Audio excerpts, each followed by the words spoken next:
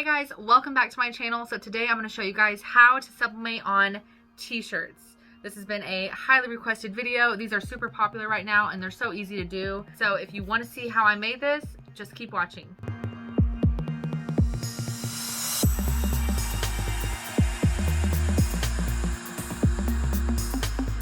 Okay guys, so before we get started, I wanted to show you guys the sublimation printer that I use, because I know a lot of you guys will be asking. So this is just a regular old printer. This is the Epson EcoTank 2760. This is a great starting point. I spent about $200 to $250, and as far as I know, that's the cheapest that you can spend on a sublimation printer. So this was a normal printer and I basically converted it to a sublimation printer, because you have to use sublimation ink when you're doing any type of sublimation work. You cannot use regular ink. So once you put this sublimation ink into your sublimation printer, you cannot go back and forth between sublimation printing and regular printing. So I do have a separate printer that I use for my office and my stickers and all that. So this printer is just for all of my sublimation products. So just note that, because that is very important to know when you get into sublimation. So I also want to note the only downside to this printer, in my opinion, is that I can only print on a regular size piece of paper, which also has to be special sublimation paper. So this is special sublimation paper. As you can see, it looks like a regular piece of paper. It's the same size as a regular piece of paper. It's not bigger. So that is my only complaint, that you can only print on a regular size piece of paper with this printer. They do have other Epson EcoTanks that can print on slightly bigger pages, but I want to say it was maybe like a $75 or $100 difference, something like that. But those printers were out of stock at the time, so I settled for this one because I was just getting started into sublimation and I wasn't sure if it was going to be something that I was going to stick with. So this is a great starting point if you're just starting on sublimation, but if you have the money to spend on a bigger printer that you can print bigger designs on, if you're doing t-shirts and other big crafts, then I definitely recommend getting a bigger printer that has those capabilities.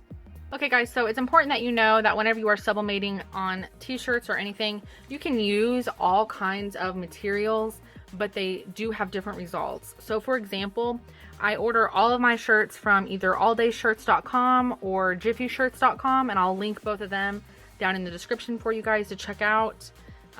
Super reasonably priced to get all kinds of t-shirts and other things that you're wanting to sublimate on, clothing wise. All of the shirts that I typically use to sublimate are the G640s, which I'll leave a specific link for those for you as well. So this is the regular G640 shirt, and this is 100% cotton, and I'm using 100% cotton just for this shirt, just because it is a all white shirt. But if I was doing like a colored shirt and I was wanting to do like bleach tees, I use these shirts, which these are G640s also, but these are heather colors. And it's important that you know that, because these heather colors are 65% polyester and 35% cotton.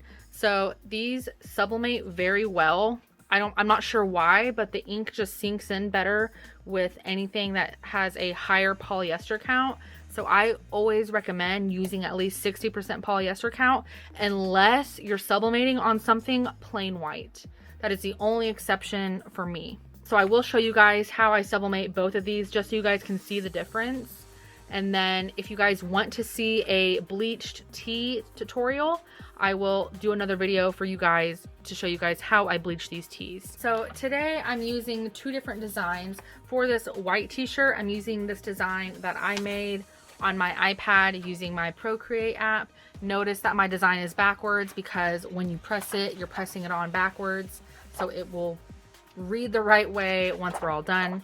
And then I'm also using this design from an Etsy shop that I got this from, and I will link this Etsy shop down below in my description for you guys. So this was like a digital download that I could download, and now I can use it.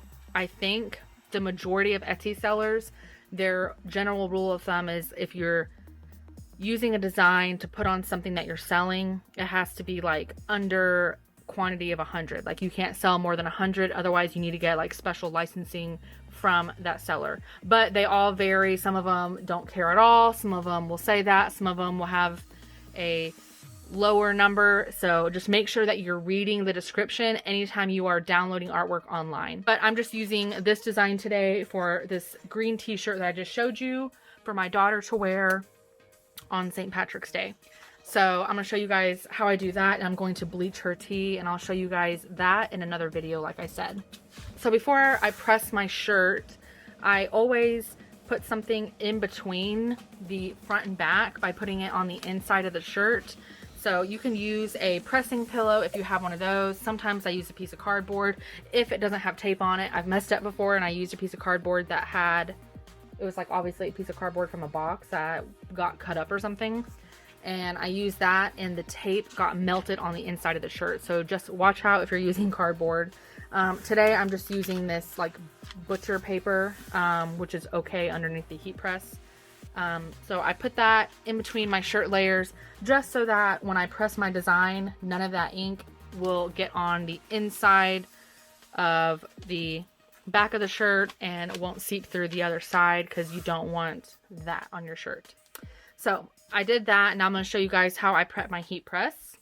Here is my heat press, and I always put a fresh sheet of butcher paper down on my mat, because as you see here, I have like torch marks on my mat. So I always lay down a fresh piece of butcher paper so that I'm not getting any of those marks or anything on my clothing. And usually my general rule of thumb is anytime I'm sublimating a design on something, I always have my heat press to 400 degrees and my timer set for 60 seconds.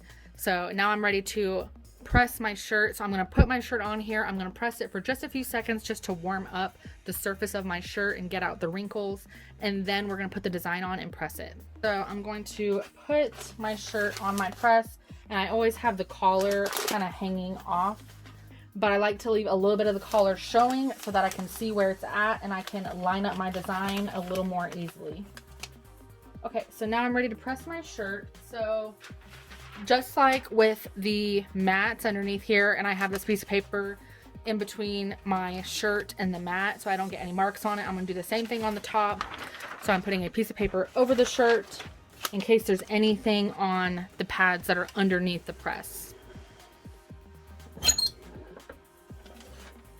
Okay, so now we are ready to put on our design. So I always kind of center it up by the collar, and then I'll just pull the shirt back on.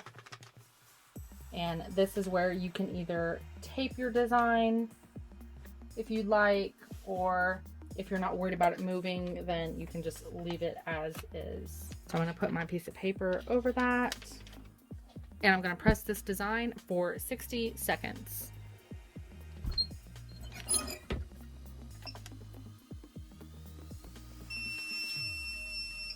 Okay, so our shirt is ready.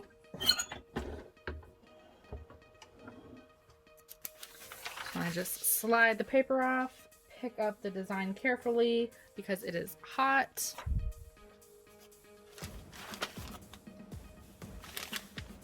And there is this design ready to go. Before, if I was selling a shirt, I would always wash it, and I just make sure that I use unscented laundry detergent and I don't use any fabric softener. So just a heads up on that. So this shirt is good to go. So I'm just going to give it a quick wash and then it is ready to wear. So now I'm going to show you how I sublimate designs on these higher polyester count shirts. Okay guys, so just like before, I'm going to lay my shirt down and press it for just a few seconds.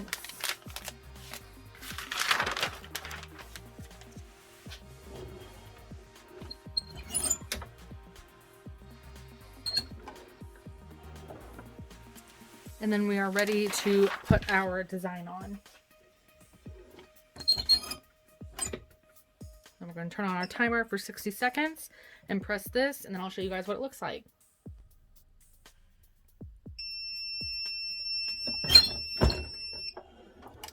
Okay. Ah, that's so cute. So you could leave it like this, but unless you're doing it on a white shirt or like a super light heather gray, and your design is like mostly black, then it doesn't really matter. But if it has color or you're using a colored shirt, I definitely recommend bleaching it. So I will show you guys how I bleach these t-shirts in another video.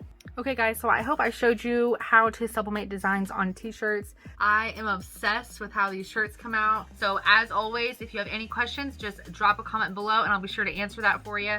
If you like this video, be sure to give it a big thumbs up so I know that you liked it, and don't forget to click that subscribe button below so you won't miss out on any other crafting tutorials.